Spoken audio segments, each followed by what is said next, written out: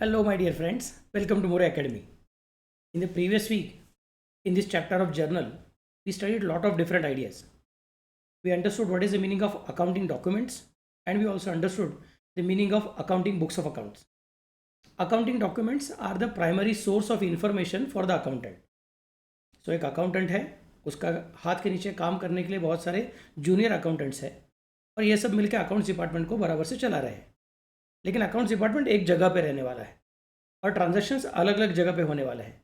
तो ये अलग अलग जगह पे होने वाले ट्रांजैक्शंस कितने अमाउंट पे हुए, किसने किसको पैसा दिया, किसने किसके पास से क्या परचेस किया, ये सब चीज़ों का डिटेल्स, या फिर किसने किसको क्या बेचा, कौन से टर्म्स थे, डिस्काउंट दिया कि नहीं दिया, ये सब चीज़ों के बारे में डिटेल्स अकाउंटेंट के पास पता रहने वाले नहीं है. तो अकाउंटेंट बोलेगा मुझे क्या चाहिए, अकाउंटिंग डॉक्यूमेंट चाहिए. फिर हमने अकाउंटिंग डॉक्यूमेंट्स के अलग अलग तरीके देखे थे. What are the different things, I hope you remember properly.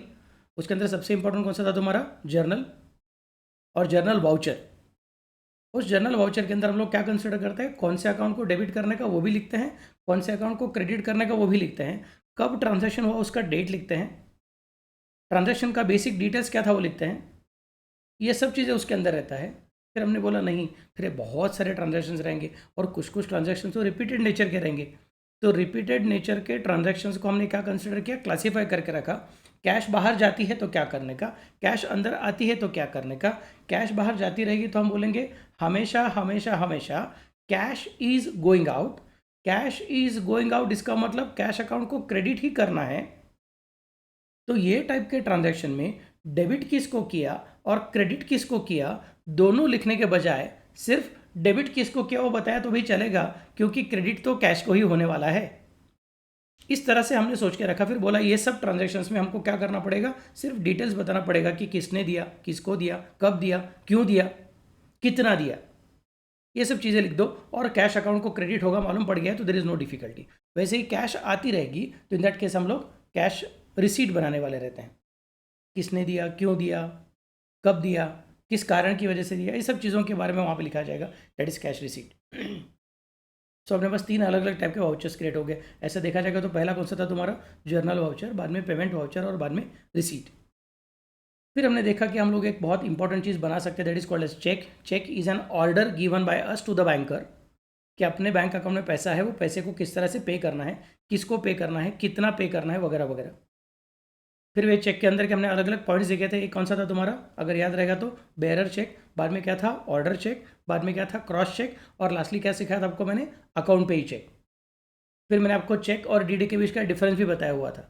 फिर और एक डॉक्यूमेंट मैंने आपको सिखाया था, उसका नाम था टैक्स इनवॉइस. और टैक्स इनवॉइस के अंदर क्या रहता है, अगर याद रहेगा तो, टैक्स इनवॉइस कौन बनाता है, जो गुड्स बेचता है वो टैक्स इनवॉइस बनाता है, जो गुड्स खरीदी करता है वो टैक्स इनवॉइस बनाने वाला नहीं है. ये सब चीज़ें अपनी ऑलरेडी देख के हो गई है. और बाद में हमने एक ट्रांजैक्शन का चार्ट देखा था कि ट्रांजैक्शन अलग अलग जगह पे होंगे, फिर वहाँ पे अकाउंटिंग डॉक्यूमेंट जनरेट होंगे और वो किसके पास चले जाएंगे, अकाउंटेंट के पास. वो क्या करेगा, ascertain 2 different accounts which are applicable in that particular transaction, and then he will classify the accounts, personal है कि रियल है कि नॉमिनल है. Then he will identify the effects कि डेबिट देना है कि क्रेडिट देना है, and then he will write the entry in the journal. फिर हमने जर्नल का फॉर्मेट देखा था, अगर आपको याद रहेगा तो.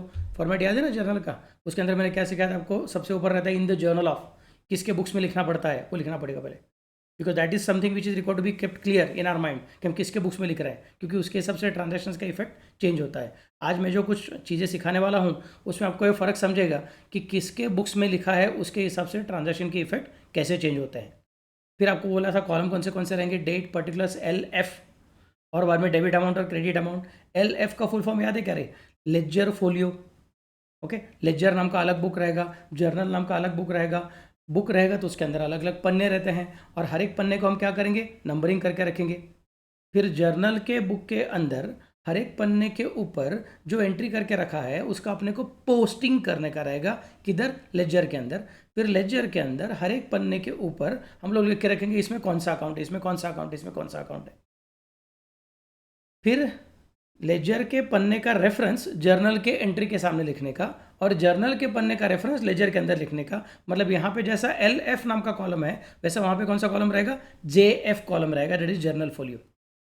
फिर अगर आपको याद रहेगा तो मैंने फेंट लाइन का लॉजिक आपको सिखाया था, ये शायद किसी कॉलेज में नहीं सिखाएंगे, शायद किसी क्लास में नहीं सिखाएंगे, लेकिन आप प्लीज़ फॉलो करो। रूल क्या है मेरा कि जो टेक्स्ट कॉलम है वो लेफ्ट अलाइन रहना चाहिए और जो अमाउंट कॉलम है वो राइट अलाइन रहना चाहिए। बाद में अपने को अमाउंट कॉलम का टोटलिंग करने का रहता है। अगर आपने कैसे भी किधर भी लिख के रखा रहेगा तो इन दैट केस बाद में टोटलिंग करने को डिफिकल्टी आती है। इसके लिए मैं क्या कंसिडर करता हूँ, लास्ट के 3 डिजिट कहाँ पे लिखने का है वो तुम्हारे दिमाग में क्लियर रहना चाहिए। So it becomes easy to write in a more systematic manner. These are the basic points which we have studied in the previous lecture और प्रीवियस वीक। अभी इस हफ्ते में अपने को बहुत अलग अलग कंसेप्ट भी सीखना है और बहुत अलग अलग लॉजिक भी सीखना है। चलिए फिर आज चालू करेंगे जर्नल एंट्री कैसे करने का रहता है। तो जर्नल एंट्री 2 तरीके का रहेगा, एक रहेगा सिंपल जर्नल एंट्री और एक रहेगा कंबाइंड जर्नल एंट्री। ओके, तो सिंपल जर्नल एंट्री का मतलब क्या है? In a simple journal entry, only 2 accounts are affected. I repeat, in a simple journal entry, only 2 accounts are affected. One account is debited and other account is credited.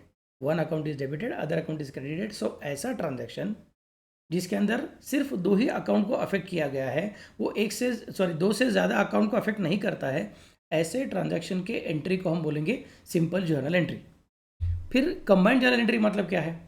तो ऐसी journal entry जिसमें 1 से ज़्यादा debit है या फिर 1 से ज़्यादा क्रेडिट है या फिर डेबिट भी 1 से ज़्यादा है और क्रेडिट भी 1 से ज़्यादा है, ऐसे एंट्री को हम बोलेंगे कंबाइंड जर्नल एंट्री और compound journal entry. Either it is combined और it is compound journal entry, जिसमें 1 से ज़्यादा डेबिट या फिर 1 से ज़्यादा क्रेडिट या फिर डेबिट भी 1 से ज़्यादा और क्रेडिट भी 1 से ज़्यादा, ऐसा ट्रांजैक्शंस रहेगा तो इन दैट केस उसको हम लोग कंबाइंड एंट्री बोलेंगे। इसका मतलब उसमें क्या क्या हो सकता है? Several accounts are debited and one account is credited, या फिर one account is debited and several accounts are credited, या फिर more than one account is debited and more than one account is credited. ऐसे type के transactions के entry को हम बोलेंगे कंबाइंड जर्नल एंट्री। सर सुन के अच्छा लगा, सिंपल है और कंबाइंड है, लेकिन सर क्लियर नहीं हो रहा है कि कैसे दिखेगा ये एंट्री। चलो फिर देखते हैं, एक एग्जाम्पल देखते हैं। Let me consider a simple example. Started business with cash rupees 1,50,000, goods rupees 30,000 and laptop rupees 50,000. तो मैंने आपको क्या सिखाया था? अकाउंट कौन सा सब्जेक्ट है? लैंग्वेज सब्जेक्ट है। अपने को कौन सा सेंटेंस दिया हुआ है? इंग्लिश लैंग्वेज का सेंटेंस दिया हुआ है। अब मुझे क्या करना है? इस इंग्लिश लैंग्वेज के सेंटेंस को मुझे कन्वर्ट करना है अकाउंटिंग के लैंग्वेज में। तो यहाँ पे मुझे ऐसा देखा जाए तो 3 अलग अलग ट्रांजेक्शन्स दिख रहे हैं। पहला ट्रांजेक्शन कौन सा है? Started business with cash rupees 1,50,000, बाद में started business with goods rupees 30,000 और बाद में started business with laptop rupees 50,000। ऐसे 3 अलग अलग ट्रांजैक्शन है। बिजनेस चालू करने के लिए बिजनेसमैन ने क्या किया है? 3 अलग अलग चीज़ें लाई है। एक कौन? कैश। कितने रुपए की कैश लाई? 1.5 लाख। दूसरा कौन? गुड्स। कितने रुपए के गुड्स लाए? 30,000। और तीसरा कौन? लैपटॉप। कितने रुपए का लैपटॉप लाया? 50,000। These are the 3 different transactions which took place at the beginning of the business, at the commencement of the business. ये इंग्लिश में बोला हुआ है। अब अपने को क्या करना है? इसका अकाउंटिंग एंट्री करने का है। अगर मैं इसको सिंपल एंट्री जैसा कंसिडर करता हूं तो मैं ये एक ही सिंगल ट्रांजैक्शन है ऐसा कंसिडर नहीं करूंगा, बल्कि मैं कंसिडर करूंगा यहाँ पे 3 अलग अलग ट्रांजैक्शन है। I repeat, instead of treating it as if it is only one single transaction, I will treat it as if there are 3 different transactions. First transaction, started business with cash rupees 1,50,000। तो मुझे बोलना पड़ेगा क्या क्या हो रहा है। Number 1, cash is coming in, and number 2, proprietor is the giver. अगर आपको याद रहेगा तो घर से पैसा बिजनेस में आया तो कैपिटल, और बिजनेस का पैसा घर पे गया तो ड्राइंग्स, ऐसा हम लोग बोलते थे। तो वही यहाँ पे लॉजिक चलने वाला है। उसके घर से पैसा आने वाला है, सो कैपिटल कंसिडर करना पड़ेगा। Proprietor is the giver, credit the giver. Capital account को क्रेडिट देना पड़ेगा और कैश अकाउंट को डेबिट देना पड़ेगा। So let me consider the format of journal. ऊपर लिखूंगा इन the journal of dash dash, क्योंकि उन्होंने अपने को बिजनेसमैन का नाम दिया हुआ नहीं है। बिजनेसमैन का नाम दिया नहीं, इसके मैंने डैश डैश करके रखा हुआ है।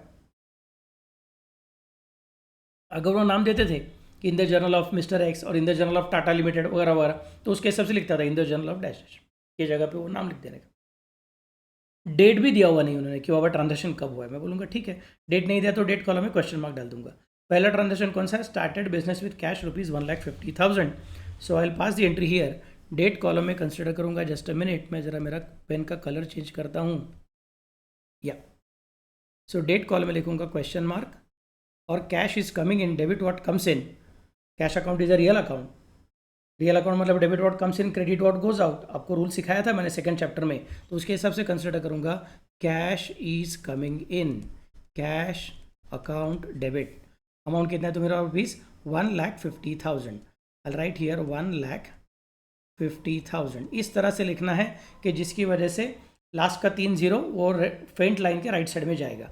And who is the giver, proprietor is the giver, so I write here to capital account 1,50,000। Okay, comma डाला हुआ है मैंने 1,50,000। फिर क्या करने का रहता है, नरेशन लिखने का रहता है। So I write here being business started with cash, being business started with cash. Okay, so first transaction is over. Second transaction, started business with goods ₹30,000। मैं बोलूँगा ठीक है, फिर से एक बार डेट कॉलम है, question mark. now what is coming in, goods are coming in, debit what comes in, so goods account debit, you can say stock account debit, you can say goods account debit, goods account debit. And who is the giver, proprietor is the giver, credit the giver, so entry will be to capital account। Amount कितना rupees उसका 30,000, सो I write here 30,000।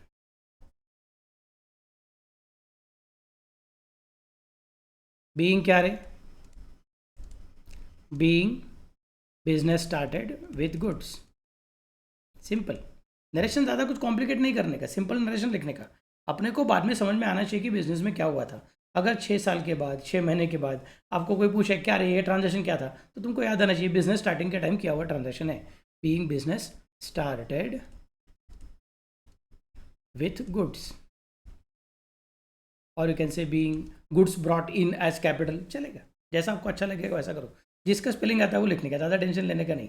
In 11th standard we are suppose to understand accounts first, not to show your vocabulary और your spelling mistakes etcetera. वो सब चीज़ें करने को जाने का नहीं अपने को कितने स्पेलिंग आते हैं कितने नहीं आते हैं उसके पीछे जाने का नहीं। हमको अकाउंट्स का लॉजिक आता है कि नहीं है, वो अपने को प्रूव करने का है। थर्ड ट्रांजेक्शन कौन सा है, started business with laptop of ₹50,000। Again date is not given, I write date column question mark, यहाँ पे लिखूंगा what is coming in, laptop is coming in. Laptop मतलब क्या है, tangible real account. I hope you remember this particular thing, tangible real account, debit what comes in, credit what goes out. तो बोलूँगा laptop is coming in, तो it will be laptop account debit to capital account.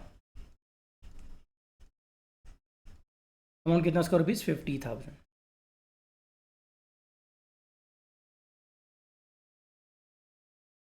Being क्या रे, being business started with laptop.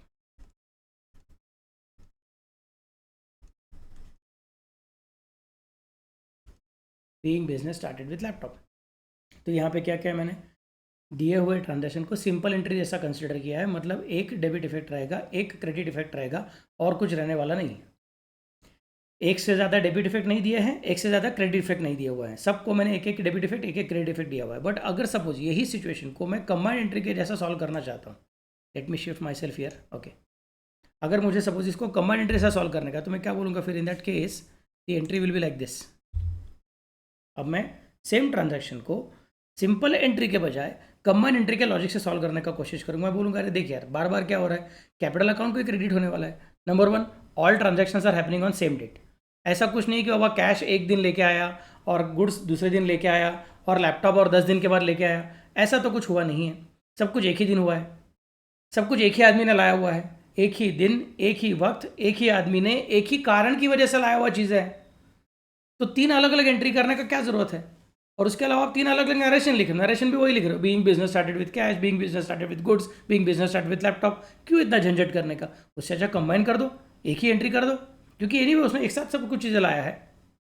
अगर उसने एक साथ सब कुछ चीज़ें लाया है तो हम लोग भी क्या करेंगे, एक साथ ही एंट्री करेंगे। तो डेट कॉलम में कर दूंगा इधर क्वेश्चन मार्क और बोलूँगा cash is coming in, cash account debit, goods are coming in, goods account debit, laptop is coming in, laptop account debit.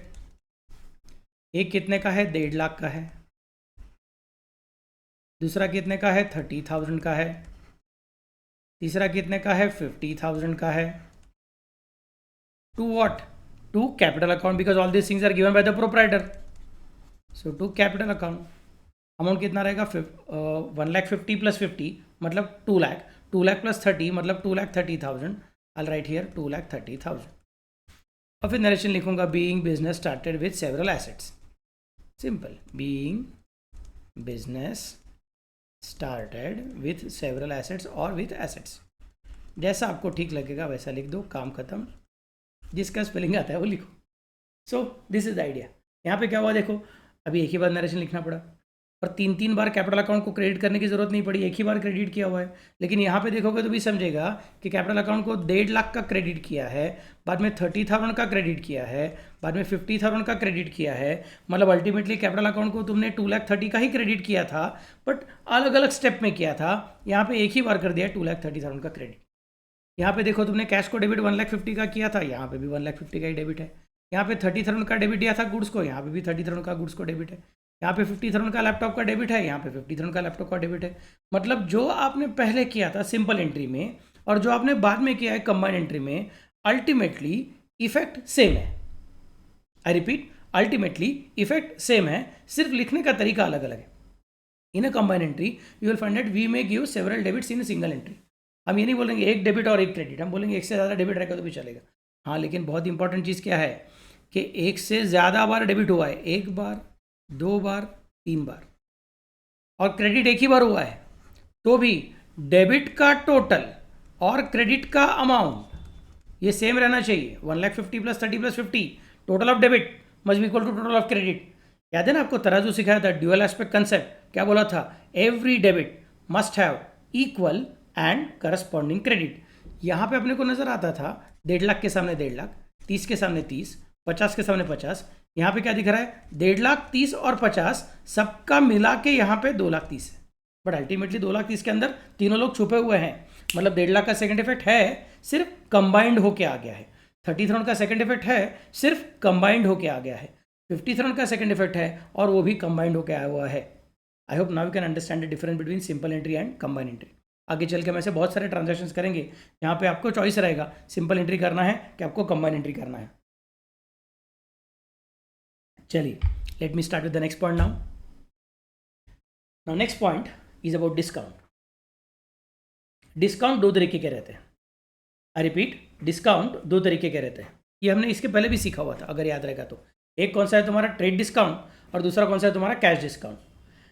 एक है ट्रेड डिस्काउंट और दूसरा है कैश डिस्काउंट। सो ट्रेड डिस्काउंट की क्या स्पेशलिटी है, it is N allowance given on the printed list price of the goods. Very very important word, just a minute, मैं जरा अपने आप को चेंज करता हूँ, लोकेशन नहीं रहने दो, इधर ही रहने दो, ठीक है।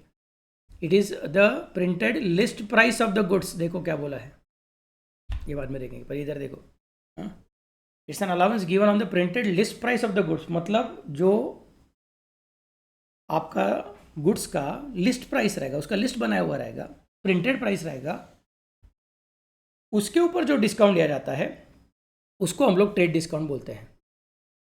This discount is allowed at the time of purchase और sale of goods on cash as well as on credit transaction. मतलब ऐसा कुछ नहीं है कि ट्रेड डिस्काउंट कैश ट्रांजैक्शन पे मिलेगा, क्रेडिट ट्रांजैक्शन पे नहीं मिलेगा, नहीं तो क्रेडिट ट्रांजैक्शन पे मिलेगा, कैश ट्रांजैक्शन पे नहीं मिलेगा, ऐसा कुछ नहीं है। कैश ट्रांजैक्शन रहेगा तो भी ट्रेड डिस्काउंट मिल सकता है, क्रेडिट ट्रांजैक्शन रहेगा तो भी ट्रेड डिस्काउंट मिल सकता है, क्योंकि ट्रेड डिस्काउंट का बेसिक लॉजिक है, it is an encouragement to buy in large quantity. I repeat, it is an encouragement to buy in large quantity. मतलब हम लोग अपने बायर को इंड्यूस करना चाहते हैं, उनको हम लालच देते हैं कि भैया ज़्यादा क्वांटिटी परचेस करो, हम आपको थोड़ा और कम रेट लगा देंगे। कम रेट तब लगाएंगे जब आप ज़्यादा क्वांटिटी परचेस करोगे। So trade discount is basically to encourage the trade, that is the basic idea. So trade discount is not recorded in books of accounts. Very very important word, not recorded in books of accounts, भूलना मत। किसके ऊपर दिया जाता है, list price के ऊपर। क्यों दिया जाता है, for the purpose of encouraging large quantity purchases transaction, and it is never recorded in books of account. मतलब अभी अपने को समझ में आया, पहले कौन है, LP माइनस TD, यहाँ तक हम पहुँच गए। तो TD का जो परसेंटेज तुमको दिया हुआ रहेगा वो किसके ऊपर कैलकुलेट करने का, LP के ऊपर कैलकुलेट करने का। LP मतलब क्या रहे, LP मतलब लिस्ट प्राइस, ओके। और टीडी मतलब क्या है? टीडी मतलब ट्रेड डिस्काउंट। ट्रेड डिस्काउंट अगर अपने को अमाउंट में दिया रहेगा टेंशन ही नहीं है। ट्रेड डिस्काउंट अगर अपने को पर यूनिट दिया रहेगा तो भी टेंशन नहीं है, फिर अपने को सिर्फ नंबर ऑफ यूनिट से मल्टीप्लाई करना पड़ेगा। और ट्रेड डिस्काउंट अगर अपने को परसेंटेज में दिया रहेगा तो वो परसेंटेज अपने को लिस्ट प्राइस के अमाउंट के ऊपर कैलकुलेट करने का रहता है। लेकिन हम लोग अपने बुक्स में ट्रेड डिस्काउंट को रिकॉर्ड करने वाले नहीं हैं। तो सर ये क्या पागलपन है? एक तो बोल रहे हो कि कैलकुलेट करने का और बाद में बोल रहे हो कि रिकॉर्ड नहीं करने का। तो जो रिकॉर्ड ही करने का नहीं है उसको कैलकुलेट क्यों करें? समझेगा, गाई मत करो। Late us consider next point. अभी सिर्फ याद रखना कि ट्रेड डिस्काउंट को रिकॉर्ड करते नहीं है, कैलकुलेट करना पड़ेगा लेकिन रिकॉर्ड करते नहीं है। Let me consider next point, that is cash discount. Cash discount it is the concession given to encourage prompt payment. Trade discount किसके लिए था? Trade discount was for encouraging trade, and cash discount किसके लिए है? For encouraging prompt payment. वो किसके लिए है? लार्ज वॉल्यूम ट्रेड के लिए है। लार्ज वॉल्यूम ट्रेड मतलब बड़ा बड़ा क्वांटिटी परचेस करो यार, काम फटाफट हो जाएगा। That's what we are thinking of. So large volume trade के लिए ट्रेड डिस्काउंट है। और जल्दी पेमेंट करो, टाइम पे पेमेंट करो, लेट मत करना, उसके लिए कैश डिस्काउंट है। अभी याद रखने का डिस्काउंट कौन सा अकाउंट है? नॉमिनल अकाउंट है। अगर डिस्काउंट हम दे रहे हैं मतलब हम लोग डिस्काउंट अलाउ कर रहे हैं तो हमारे लिए वो नुकसान है, और हमको अगर डिस्काउंट मिल रहा है तो हमारे लिए वो फ़ायदा है। तो नुकसान रहेगा तो भी नॉमिनल अकाउंट, और फायदा रहेगा तो भी नॉमिनल अकाउंट। क्योंकि नॉमिनल अकाउंट का रूल क्या था? Expenses and losses and incomes and gains, ये नॉमिनल अकाउंट के अंदर आने वाली चीज़ें हैं। पर्सन से रिलेटेड अकाउंट रहेगा, नेचुरल पर्सन, आर्टिफिशियल पर्सन या फिर रिप्रेजेंटेटिव पर्सन, तो पर्सनल अकाउंट में जाता है। एसेट रहेंगे, टेंजिबल नहीं तो इंटेंजिबल, तो रियल अकाउंट में जाता है। और एक्सपेंसेस है, लॉसेस है, इनकम है, गेन्स है, तो कहाँ पे जाते हैं? नॉमिनल अकाउंट के अंदर जाते हैं। तो डिस्काउंट, जिसने डिस्काउंट अलाउ किया उसके लिए नुकसान है, और जिसको डिस्काउंट मिला उसके लिए फ़ायदा है। नुकसान है, फ़ायदा है, इसका मतलब अल्टीमेटली क्या बन जाएगा? अल्टीमेटली नॉमिनल अकाउंट बन जाएगा। अगर ये नॉमिनल अकाउंट है तो फिर इसको अपने को नॉमिनल अकाउंट के रूल के हिसाब से खेलना पड़ेगा। नॉमिनल अकाउंट के रूल कौन से हैं? Debit all expenses and losses and credit all incomes and gains. लेकिन सर आपने ही बोला अभी अभी कि it is never recorded in books of accounts, not recorded करके बोल के रखा था। मैं बोलूँगा सच्ची बात है, लेकिन ट्रेड डिस्काउंट रहेगा तो नॉट रिकॉर्डेड है बाबा लोग। अभी मैं कैश डिस्काउंट की बात कर रहा हूँ, इसका मतलब शायद ये रिकॉर्ड करना पड़ सकता है, और रिकॉर्ड करने के लिए मुझे नॉमिनल अकाउंट के रूल का सहारा लेना पड़ेगा। नॉमिनल अकाउंट के रूल का सहारा लेना पड़ेगा। तो जब मैं कैश डिस्काउंट अलाउ करता हूँ तो तुम बताओ, सोच के देखो मन में, चाहे तो 2 मिनट के लिए आंखें बंद करके सोचो कि कैश डिस्काउंट कौन अलाउ करेगा? अलाउ करने वाला है, अलाउ करने वाला है कौन अलाउ करेगा? जो पैसा देता है वो कैश डिस्काउंट अलाउ करेगा, कि जो पैसा देता है उसको कैश डिस्काउंट मिलेगा? सोच के देखो, डिस्काउंट अलाउ कौन करेगा? जो पैसा देता है वो डिस्काउंट अलाउ करेगा, कि जिसको पैसा मिलता है वो अलाउ करेगा? जिसको पैसा मिलता है वो उस डिस्काउंट को अलाउ करने वाला है। मतलब receiver of cash, receiver of cash के लिए डिस्काउंट अलाउड, ऐसा सिस्टम आने वाला है, मतलब उसके लिए लॉस है। एंड गिवर ऑफ कैश के लिए, जो कैश पे कर रहा है उसके लिए डिस्काउंट रिसीव होने वाला है। इसका बहुत इंपॉर्टेंट मतलब क्या हो गया कि कैश एंड डिस्काउंट ये दोनों का चेहरा एक दूसरे से अलग अलग दिशा में चलता है। कैश और डिस्काउंट दोनों का चेहरा एक दूसरे से अलग अलग दिशा में चलता है। जब कैश जाती है तो डिस्काउंट आता है, और जब कैश आती है तो डिस्काउंट जाता है या फिर अलाउ किया जाता है। So I am repeating again, cash coming in then discount is allowed, cash going out then discount is received। ये बहुत इंपॉर्टेंट चीज़ याद रखने का। कैश और डिस्काउंट हमेशा एक दूसरे के अपोजिट रहते हैं, हमेशा एक दूसरे के अपोजिट रहते हैं। कैश आएगी तो डिस्काउंट अलाउ करना पड़ेगा, और कैश जाएगी तो डिस्काउंट रिसीव हो सकता है। बट कभी भी सर कैश जा भी रही है और डिस्काउंट अलाउ भी किया है, ऐसा नहीं होगा। समझा मैं कैसे बोल रहा हूँ? तो दोनों हमेशा एक दूसरे के अपोजिट डायरेक्शन में चलते हैं। Therefore, whenever cash discount is allowed, discount allowed account should be debited in the books of the person who receives the cash। क्योंकि कैश रिसीव किया मतलब डिस्काउंट अलाउ किया, and discount received account should be credited in the books of the person who page the cash. क्योंकि discount receive हुआ मतलब cash पे की रहेगी, कैश और डिस्काउंट एक दूसरे के अपोजिट चलते हैं। और याद रखो, इधर बोलने के टाइम बोला था discount is a nominal account, इधर बोलने के टाइम बोला था discount is a nominal account, लेकिन बाद में जब मैं नोट लिख के दे रहा हूँ तो मैंने बोला है डिस्काउंट अलाउड अकाउंट नाम का अकाउंट यूज़ किया है और डिस्काउंट रिसीव्ड अकाउंट नाम का अकाउंट यूज़ किया है। भले यहाँ पे डिस्काउंट अकाउंट बोला रहेगा तो भी रियल लाइफ में हम लोग सिर्फ डिस्काउंट नाम का अकाउंट बनाते नहीं हैं, हम लोग डिस्काउंट अलाउड नाम का अलग अकाउंट बनाते हैं और डिस्काउंट रिसीव्ड नाम का अलग अकाउंट बनाते हैं। I repeat, we prepare separate account of discount allowed and discount received. Discount allowed, discount received are two separate accounts. There is no one single discount account. और एक आगे की चीज़ बोल के रखता हूं कि अगर प्रॉब्लम तुमको बोलेगा कि डिस्काउंट अलाउड है तो ठीक है, फिर वो डिस्काउंट अलाउड है।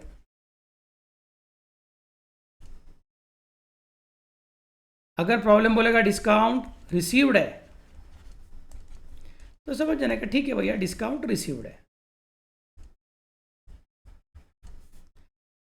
अगर प्रॉब्लम बोलेगा सिर्फ डिस्काउंट तो सर मुझे कैसे समझेगा डिस्काउंट अलाउड है कि रिसीव्ड है? अभी सिर्फ ये पजल डाल के रखा हुआ है, पजल है। अभी उसका आंसर दूंगा तो शायद समझेगा नहीं, क्योंकि अभी तक लेजर सिखाने का बाकी है। जब लेजर सिखा के हो जाएगा तब बाद में बताऊंगा कि जहाँ पे सिर्फ डिस्काउंट अकाउंट लिखा हुआ रहेगा तो हम कैसे समझेंगे कि ये डिस्काउंट अलाउड है कि डिस्काउंट रिसीव्ड है। सिर्फ आज याद रखना, सर ने अपने को पजल आज दे के रखा हुआ है जिसका सोल्यूशन लेजर अकाउंट का टॉपिक सीखने के बाद में आराम से सॉल्व होने वाला है, आज घाई नहीं करेंगे। Okay, then comes next part, मतलब डिस्काउंट अलाउड डिस्काउंट रिसीव्ड, ऐसे दो अलग अकाउंट बनते हैं और वो डायरेक्टली हम लोग कंबाइन नहीं करते हैं। नेक्स्ट अभी देखो क्या बोल रहे हैं, it is to be calculated after deducting trade discount. After deducting trade discount मतलब मैं कह सकता हूँ LP मतलब लिस्ट प्राइस माइनस TD का percentage is equal to IP। IP का मतलब क्या रे? IP का मतलब इनवॉइस प्राइस। इनवॉइस मतलब क्या? बिल। सो बिल के ऊपर लिखा हुआ अमाउंट कौन सा रहता है? लिस्ट प्राइस में से ट्रेड डिस्काउंट माइनस करने के बाद जो बचेगा उसको हम बोलेंगे लिस्ट प्राइस, और सर उसको हम बोलेंगे invoice price. List price minus trade discount का percentage is equal to invoice price, और बाद में बोलेंगे इस इनवॉइस प्राइस में से क्या माइनस करने का? CD माइनस करने का, CD का परसेंटेज। सर CD का परसेंटेज किस पर कैलकुलेट करने का? वो IP के ऊपर कैलकुलेट करने का, LP के ऊपर कैलकुलेट करने का नहीं। लिस्ट प्राइस के ऊपर परसेंटेज किसका? ट्रेड डिस्काउंट का। और कैश डिस्काउंट का परसेंटेज किस पे अप्लाई करने का? इनवॉइस प्राइस के ऊपर। LP minus TD is equal to IP minus CD is equal to either cash received और cash paid. Either cash received और cash paid, that is the basic point to be kept in mind. क्या बोला मैंने? List price minus trade discount is equal to invoice price minus cash discount is equal to either cash received or cash paid depending on the transaction. Trade discount का percentage किस पर लगाने का? List price के ऊपर। और cash discount का percentage किस पर लगाने का? इनवॉइस प्राइस के ऊपर। These are the basic points to be kept in mind, और ये बहुत ही इंपॉर्टेंट फॉर्मूला है, इसको भूलने के ना भी जिंदगी भर के लिए याद रखने का। LP minus TD is equal to IP minus CD is equal to either cash received और कैश पेड। एक बार चाहे तो आंखें बंद करो और फट से बोलने का कोशिश करो। क्या क्या बोला मैंने? LP minus TD is equal to IP minus CD is equal to cash received और cash paid. Repeating for the last time, LP minus TD is equal to IP minus CD is equal to either cash received और cash paid. LP मतलब list price, TD मतलब trade discount, IP मतलब invoice price, CD मतलब cash discount. These are the basic points to be kept in mind. Let me go ahead. अब मैं इसको use करना चाहता हूँ अपने ट्रांजेक्शन में। देखो क्या बोलता है problem, Amar bought goods worth ₹20,000 from Rakesh at 10% trade discount. Amar bought goods worth ₹20,000 from Rakesh at 10% trade discount is the sentence which is given by the problem. अब इसको मुझे सॉल्व करने का है। कौन सा डिस्काउंट है? ट्रेड डिस्काउंट है। ट्रेड डिस्काउंट किसके ऊपर कैलकुलेट किया जाता है? लिस्ट प्राइस के ऊपर कैलकुलेट किया जाता है। सो लिस्ट प्राइस है LP, इस पे 10% कैलकुलेट करने का है। अच्छा याद रखो 11वें में आपको कैलकुलेटर यूज़ करना अलाउड नहीं है, मतलब अपने को खुद को दिमाग को फटाफट से कैलकुलेट करना पड़ेगा, परसेंटेज निकालने का है। कैसे कैलकुलेट करने का परसेंटेज? एक सिंपल टेक्निक बोल के रखता हूँ, 10% कैलकुलेट करने को सीखो। जिसको 10% कैलकुलेट करने को आया उसको सारे के सारे परसेंटेज कैलकुलेट करने को आते हैं। एकदम सिंपल टेक्निक, डरने का नहीं है, अपने पास सिंपल सिंपल टेक्निक रहता है। 10,000 का 10% मतलब लास्ट का जीरो कैंसिल, 1,000 सिंपल। 15,900 का 10% मतलब लास्ट का जीरो कैंसिल, 1590। 15,945 का 10%, मैं बोलूँगा सर भी लास्ट का जीरो कैंसिल करने के लिए है ही नहीं, अब क्या करूँ, मैं बोलूँगा फिर यहाँ पे एक डॉट डाल दो बस, मतलब क्या हो जाएगा, आंसर होगा 1594.50। समझा सबको क्या बोल रहा हूँ मैं। 340 का 10%, मैं बोलूँगा सिंपल, लास्ट का जीरो कैंसिल करो, 34। 345 का 10%, मैं बोलूँगा लास्ट का जीरो कैंसिल करने के लिए कुछ नहीं है, तो फिर क्या करना पड़ेगा आपको, 34.50, क्योंकि यहाँ पे एक डॉट डालना पड़ेगा, सिंपल। 10% का लॉजिक क्या है, लास्ट का जीरो कैंसिल, और लास्ट में जीरो नहीं रहेगा तो एक स्टेप आगे चल के वहाँ पे डेसिमल पॉइंट डाल दीजिए। Count from right hand side, don't count from the left hand side, that's a simple logic to be kept in mind. अभी आगे का और एक चीज़ बोल के रखता हूँ कि सर 1% कैलकुलेट करने का, तो कैसे कैलकुलेट करने का, वो सिंपल चीज़ है। 10,000 का 1%, अभी सोचिए देखो कि 100 का 10 में जाने का है तो एक जीरो कैंसिल करना पड़ता है, तो अभी मुझे 100 का 1 में जाने का तो 2 जीरो कैंसिल करना पड़ेगा, मतलब मैं 10,000 का अगर 1% निकालना चाहता हूँ, लास्ट के 2 जीरो कैंसिल, आंसर कितना हो गया, 100। सर 15,900 का 1% निकालने का है, मैं बोलूँगा ठीक है ना, उसमें क्या बड़ी बात है, लास्ट के 2 जीरो कैंसिल, क्योंकि 100 में से एक के पास जाने का है, तो लास्ट के 2 जीरो हट जाएंगे तो 100 का बन जाता है 1, इसलिए लास्ट के 2 जीरो हटाने का है। 15,900 का कितना हो जाएगा, 159। सर अभी तो सिंपल है, थोड़ा डिफिकल्ट करो ना, 15,945 का कैलकुलेट करके दिखाओ ना। बोलूँगा फिर लास्ट का 2 जीरो कैंसिल, बट लास्ट का 2 जीरो है ही नहीं, फिर क्या करने का, लास्ट के 2 डिजिट के पहले डेसिमल पॉइंट डाल देने का, अपने को बोलना पड़ेगा 159.45 इज द आंसर। सो 10% 1% का लॉजिक मैंने सिखा के रखा है, विदाउट कैलकुलेटर फटाफट से कैलकुलेट कर सकते हैं, एकदम सिंपल, लास्ट का जीरो कैंसिल। 100 के बाद अगर 10 के पास जाना है तो 100 और 10 में क्या फ़र्क है, एक जीरो कम है, बस सिंपल। 100 और 1 के पास जाने का है तो क्या फ़र्क है, 2 जीरो कम है, that's a simple idea.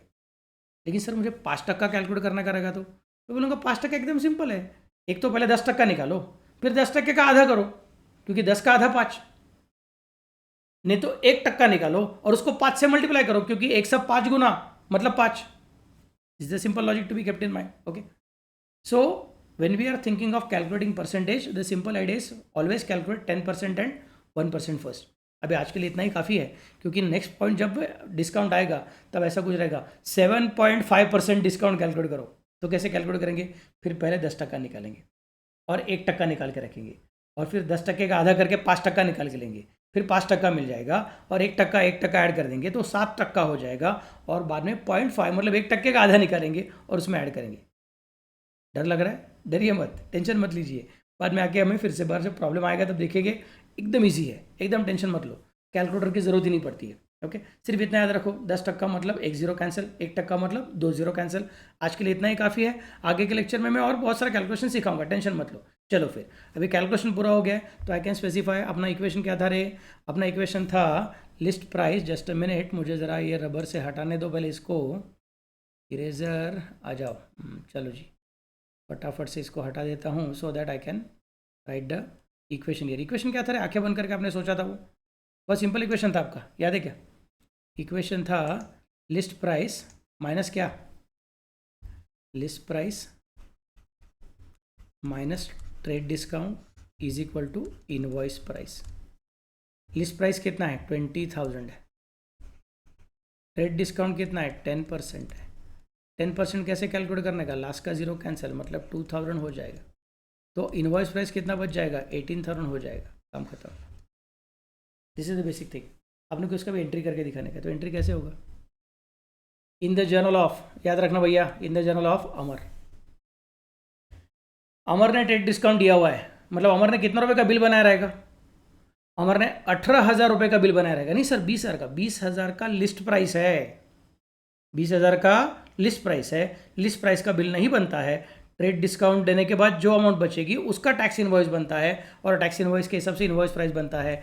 Date तो दिया नहीं है, तो हम अमर बोलेगा कि अमर ने गुड्स परचेस किया है, अमर बॉट बॉट बॉट, मतलब अमर कौन है, अमर बायर है,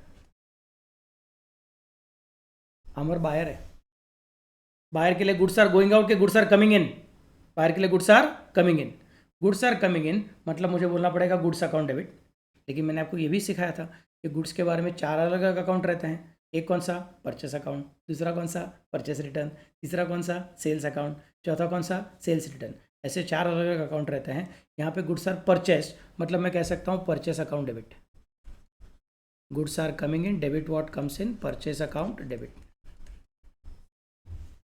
किसके पास से गुड्स परचेस किया है, राकेश के पास से परचेस किया। सो मैं right here to Rakesh is the giver, credit the giver to Rakesh account. Amount कितना, 20,000 लिखने का नहीं, क्योंकि डॉक्यूमेंट क्या है, डॉक्यूमेंट है टैक्स इनवॉइस। टैक्स इनवॉइस पे कितना अमाउंट आया हुआ है, 18,000 का अमाउंट आया हुआ है। मतलब मुझे क्या कंसिडर करना पड़ेगा, amount is 18,000। So now you can understand कि trade discount is not getting recorded because we have already considered net amount now. फिर यहाँ पे क्या लिखेंगे, being goods purchased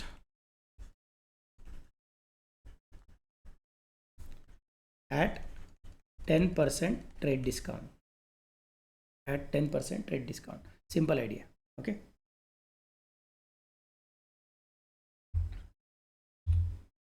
Now let me consider another situation. Same transaction अभी Rakesh books में लिखने का है। राकेश कौन है, Rakesh is the seller, Rakesh is the seller. तो राकेश की बुक्स में एंट्री कैसे होगा, जरा एक मिनट, हाँ इसको जरा मुझे इरेज करना पड़ेगा। ये अपना राकेश के बुक्स में आके बैठा हुआ है। चलो राकेश की बुक्स को क्लियर कर देंगे, so it will be easy for the purpose of writing. आपको इक्वेशन तो भी पता है, इक्वेशन क्या है मेरा, बताओ रे फटाफट से। LP minus TD is equal to क्या, इज इक्वल टू IP। और ट्रांजेक्शन कितने का है, 18,000 रुपये का कि 20,000 रुपये का है। 20,000 रुपये का हो सकता था अगर ट्रेड डिस्काउंट नहीं आता था तो, लेकिन ट्रेड डिस्काउंट आ चुका है और ट्रेड डिस्काउंट को माइनस करने के बाद टैक्स इनवॉइस बना हुआ है। इनवॉइस कितने का बना हुआ है, 18,000 का। तो invoice is a document, document के हिसाब से एंट्री होगा। List is not a document, तो उसके हिसाब से एंट्री नहीं होगी। तो हमको बोलना पड़ेगा who is the receiver, Amar is the receiver, debit the receiver, Amar account debit. What is going out, goods are going out. तो लिख दो टू गुड्स अकाउंट, लेकिन गुड्स अकाउंट तो लिखते नहीं है। उसके 4 लोग हैं, एक का नाम क्या है, परचेस, दूसरे का नाम क्या है, परचेस रिटर्न, तीसरे का नाम क्या है, सेल्स, चौथे का नाम क्या है, सेल्स रिटर्न। यहाँ पे क्या हो रहा है, यहाँ पे सेल्स हो रहा है, मतलब मुझे सेल्स कंसिडर करना पड़ेगा। अमाउंट कितना होगा, 20,000 लिखने का मन करता है, लेकिन अपने मन को संभालो, मन को पूरा पूरा काबू में रखो और बोलो being goods sold at 10% trade discount. Simple. They have not told anything about cash. Cash payment किया कि नहीं किया, कब किया, ज़्यादा किया कि कम किया, डिस्काउंट है कि नहीं, कुछ बोला नहीं। तो हमने बोला ठीक है, आपने जितना बोला उसका एंट्री करके दिखाया। सर ट्रेड डिस्काउंट का अकाउंट ही नहीं है, आने वाला है ही नहीं। Trade discount is never recorded in books of accounts, खत्म। Let us consider then another situation, that is cash discount का सिचुएशन कैसे होगा, उसको कैसे रिकॉर्ड करना है। तो अपना ये डिस्काउंट है। अब हम क्या बोल रहे हैं, Akbar received from Kartik ₹1,900। Akbar received from Kartik ₹1,900 and allowed him a discount of ₹100। तो रिसीव्ड की बात चले, it is not a transaction of goods, this is for prompt payment. Prompt payment के लिए अपने को एंट्री करने का है, तो कैसे एंट्री करेंगे। तो this is not for trade discount, this is for cash discount. इधर नहीं जाने का अपने को भी, इधर जाने का। एंट्री कैसे करेंगे, सोचना पड़ेगा किसके बुक्स में एंट्री कर रहे हैं, पहले वो दिखाना पड़ता है। In the books of Akbar, Akbar कौन है, अकबर रिसीव्ड फ्रॉम कार्तिक, मतलब अकबर कैश पे कर रहा है कि अकबर को कैश रिसीव हो रही है, रिसीव हो रही है। मतलब अकबर कौन है, Akbar is receiver of cash और Kartik is going to be giver of cash. फिर मैंने आपको क्या सिखाया था, कैश और डिस्काउंट साथ साथ में चलते हैं क्या, अपोजिट अपोजिट चलते हैं, हमेशा अपोजिट अपोजिट चलते हैं, साथ साथ में चलते नहीं हैं। अगर वो साथ में चलते नहीं हैं तो अपने को उसके हिसाब से सोचना पड़ेगा कि अगर मेरा कैश रिसीव्ड रहेगा तो मैंने डिस्काउंट अलाउ किया रहेगा। Okay, so cash is coming in, debit what comes in, cash account debit. Amount कितना आ रहा है, 1,900। Discount is allowed, so discount allowed account debit, cash coming in तो discount is allowed. Okay, amount कितना रहेगा, 100। And ये सब किसको दिया, सॉरी किसने दिया अपने को, कार्तिक ने दिया। सो मैं बोलूँगा to credit the giver Kartik. Kartik कितने का है 2000। कार्तिक को बोलेंगे भैया आपने 2000 दिया, लेकिन कैसे दिया, 1900 रुपये का कैश दिया और 100 रुपये हमने माफ़ कर दिया तुझे, तो अभी तेरा 2000 का अकाउंट सेटल हो गया है। अब ऐसा नहीं बोलूँगा कि और 100 रुपये आने का बाकी है, क्योंकि हमने खुद ही बोल दिया है तेरा 2000 रुपये आ गया है। कैसे आ गया है, 1900 की कैश और 100 रुपये का लॉस। उस लॉस का नाम क्या रखूँगा मैं, डिस्काउंट अलाउड। ओके, तो यहाँ पे क्या लिखूँगा, being cash received and discount allowed. Okay, being cash received and discount allowed. Next part, अब चलो कार्तिक के बुक्स में एंट्री करेंगे। कार्तिक कौन है, रिसीवर ऑफ कैश है कि पेयर ऑफ कैश है, ही इज अ पेयर। दोनों कैसे रिसीवर होंगे, हाँ, पेयर ऑफ कैश।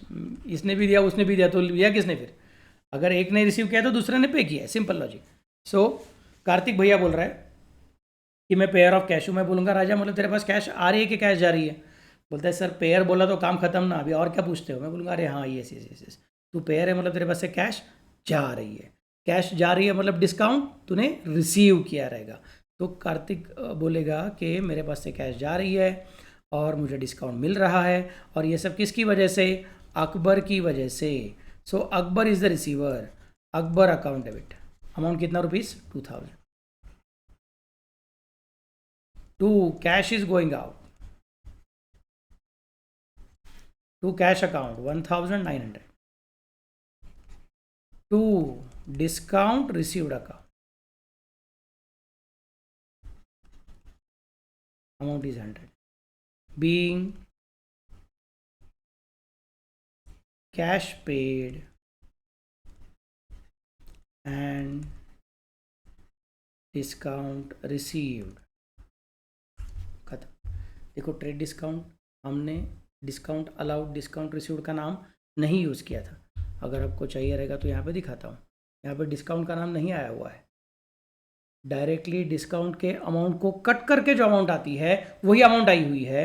लेकिन take the case of this situation, यहाँ पे हम क्या बोलेंगे कि जब कैश डिस्काउंट है तो डिस्काउंट अलाउड, नहीं तो discount received, depending upon what is the business in whose books you are writing the entry, उसके हिसाब से चेंज होता है।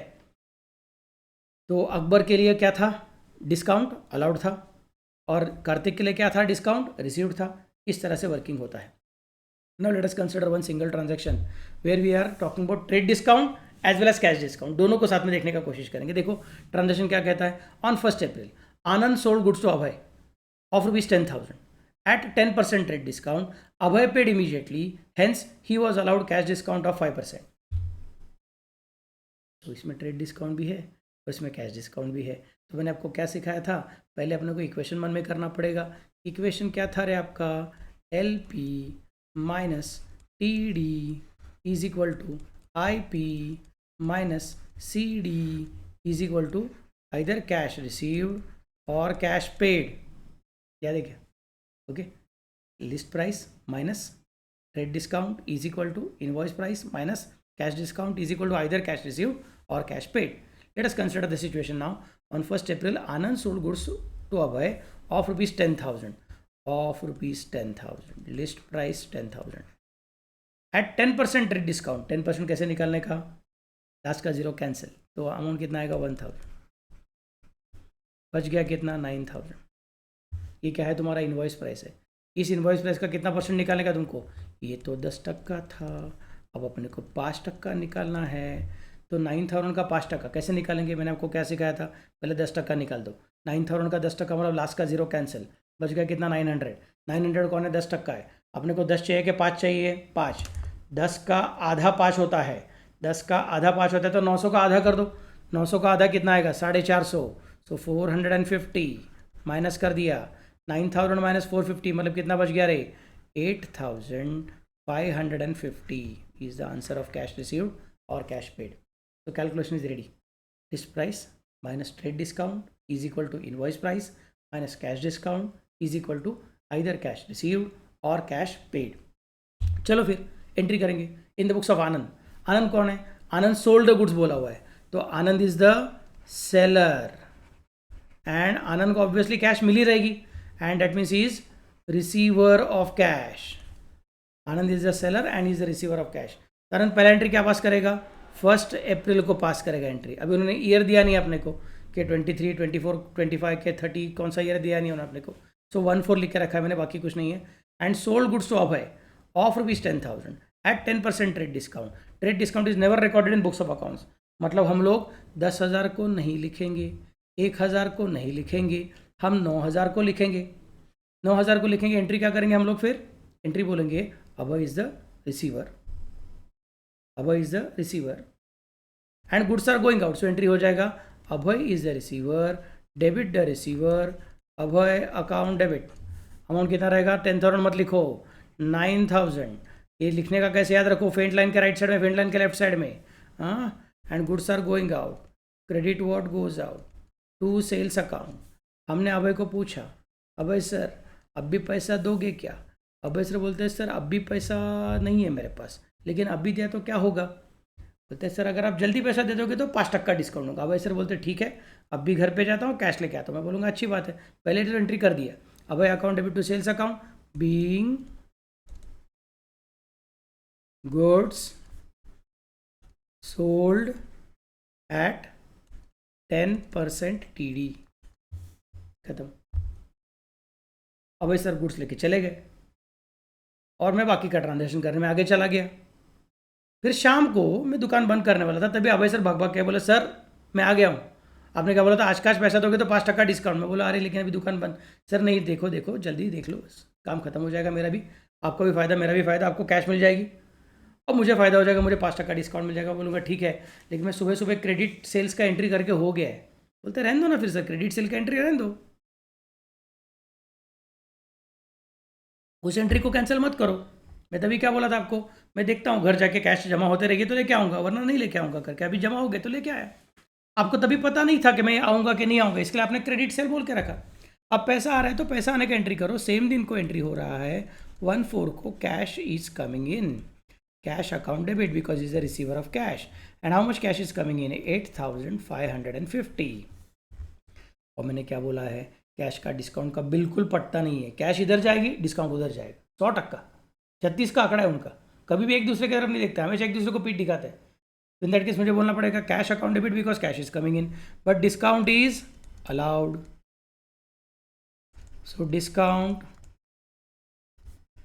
Allowed account debit. अमाउंट कितना रहेगा उसका? 450.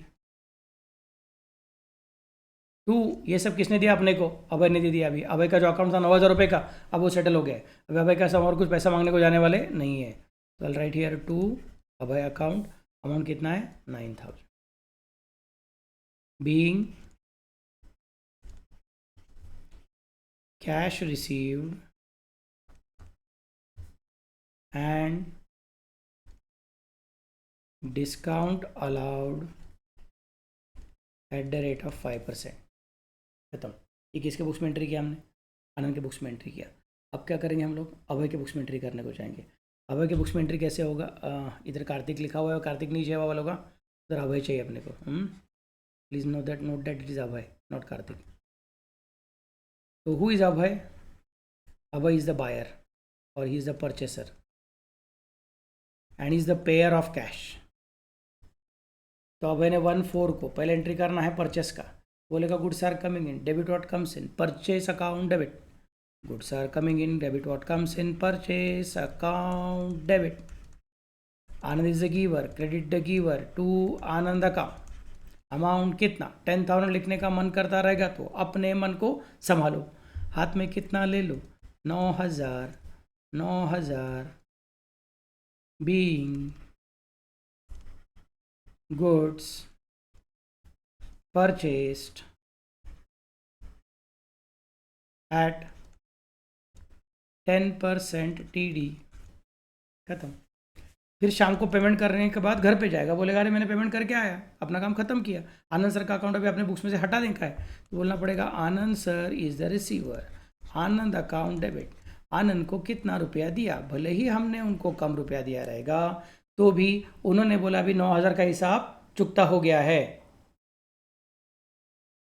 9,000चा हिशोब संपला, मग 9,000 आपल्याला पूर्ण डेबिट करायचं आहे. So Anand account debit to cash is going out, credit what goes out. So to cash account. Amount कितना? 8,550. उसके बाद में कैश जा रही है, इसका मतलब डिस्काउंट इज रिसीव्ड, तो नाम रखूंगा to discount received account. Amount कितना 450 being cash paid and discount received at the rate of 5%, at the rate of 5%, simple. तो आज हमने क्या क्या देखा, बहुत सारी अलग अलग चीज़ें देखी हमने। सबसे पहले हमने सीखा कि जर्नल में एंट्री करने का टाइम याद क्या रखने का रहता है, simple entry and combine entry. Simple entry कौन सा रहेगा, जिसमें डेबिट और क्रेडिट एक एक अकाउंट को यूज़ किया जाता है। और कंबाइन एंट्री में क्या सीखा हमने, जिस एंट्री में एक से ज़्यादा डेबिट और एक क्रेडिट है, या फिर